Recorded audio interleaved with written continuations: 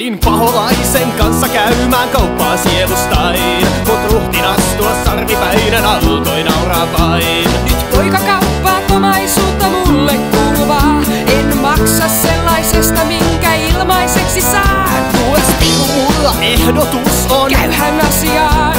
et syntisempää poikaa löydä päältä Suomen maan. Kirjoitan tohtoriks mä synnis 8 sen takaan, ja Tulijärven osakkeet saan pian nousemaan.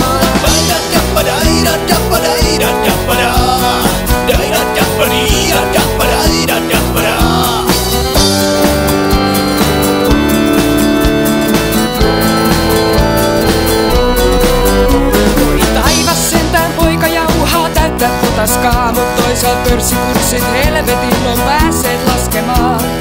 Mitä tahdot poika, mitä syömmes halajaa?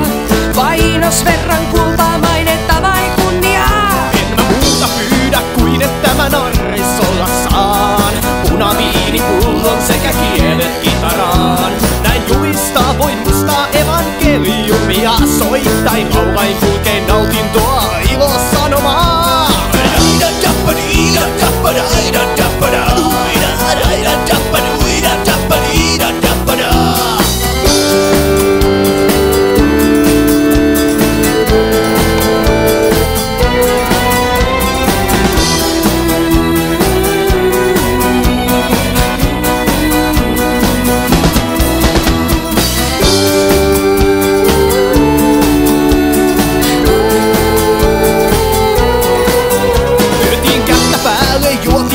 Yhdet savinjoot otti paholainen taksin takas ikituomioon.